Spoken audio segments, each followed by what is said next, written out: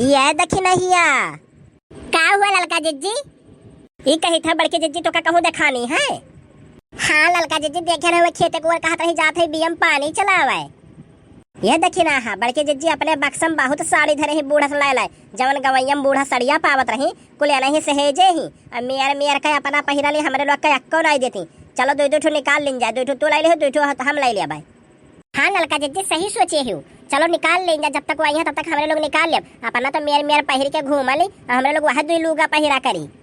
उठा ले बक्सवा चल बाहर बधे के खोला जाए। कावन हुए रे घर में खटर पटर करे जाथिन।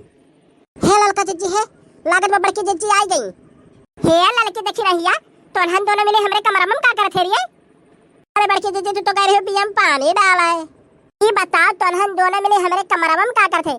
चरा ले कुछ चरावा यार है होल ले दादा बक्सा में घुस के ले जात रही है। नहीं बता कहे बक्सा में घुस के है रे। नहीं बड़के जिज्जी तू गलत समझा थी। बक्सा के नीचे में बड़ा उसियार रहा तो घुस को आयन है देखे नाहक बलाई के कहीं झाड़ू वाड़ू मार के साफ कर दी। अरे देखियो साफ करत करत ऐसा ना करो कि बक्सा में साफ कर दियो। हम चूतिया बनावा थे माई लोग आ रहे कुछ चरावा अब देख लियो तो कहा तू झाड़ू मार के साफ करत है।